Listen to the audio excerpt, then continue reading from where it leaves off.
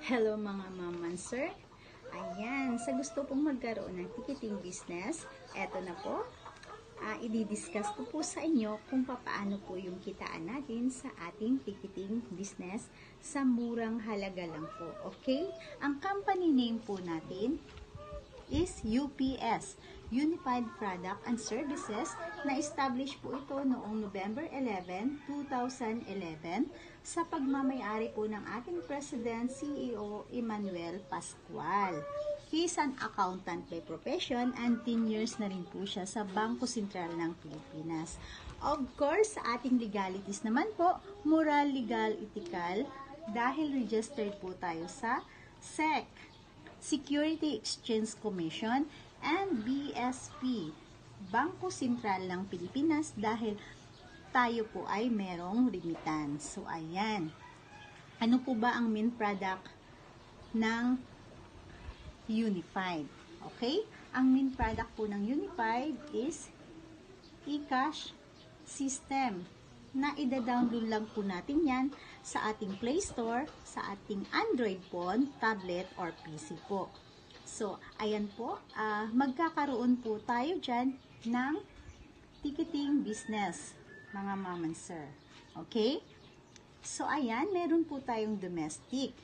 Okay?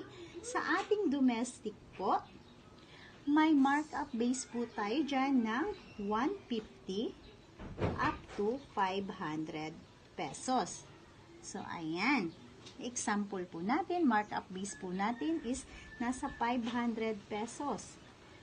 Halimbawa na lang po, may nagpabook sa'yo ng 10 katao, meron ka pong kikitain na 5,000 pesos po. Okay? Paano po kung nag-round trip po sila? So, ayan, round trip.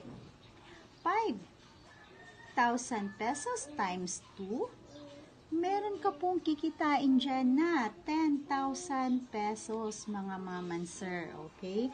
At hindi lang po yan dahil meron din po tayong international. Sa ating international po, may markup din po tayo ng 750 up to 1,000 pesos. Okay?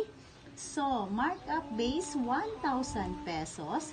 I-times po natin, halimbawa, merong nagpabook ng 10 katao ulit.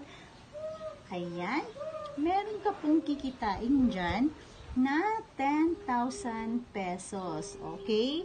So, hindi naman po yan sila pwedeng one way lang. Meron po, kailangan din po nilang bumalik. So, round trip. 10K times 2. Round trip po yan ha, mga maman sir ha. Meron ka pong kikitain dyan ng 20,000 pesos, mga ma'am. Okay? So, ganyan po kaganda ang ating ticketing business. At hindi lang po yan dahil meron pa po tayong travel and tour, insurance, bills payment, remittance, online shop, Rice Mart, at F. Mariento. Dito po, mga maman sir, magma-markup base lang din po tayo dyan. Markup base po tayo dyan sa ating kitaan. So, ayan. At syempre po, dahil negosyo po ang ating pinag-uusapan, syempre, of course, may kapital, tama? So, bago ko po sabihin ng kapital, may ipapakita po muna ako sa inyong comparison. So, katulad po ng, like po ng travel and tour sa labas, yung ticketing outlet po doon. Alam niyo po ba, ang cash band ng Cebu Pacific po sa labas is nasa 300,000 pesos po. Ayan, isa pa lang po yan, 300,000 pesos na agad. So, sa Philippines Airline naman po, ang cash band dyan is nasa 500,000 pesos.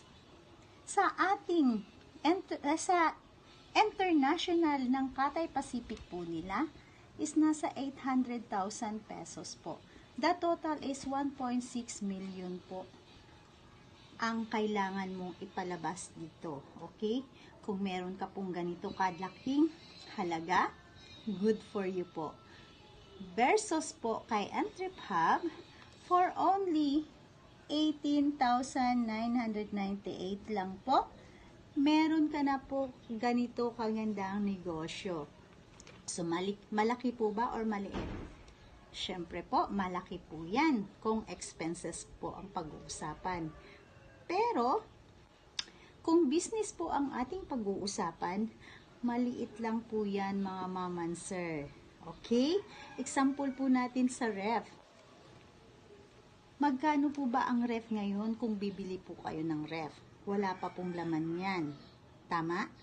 So, ayan. So, 20% pa lang po ang ating pinag-uusapan dito sa kitaan, mga ma'am and sir. Kaya ayan, salamat!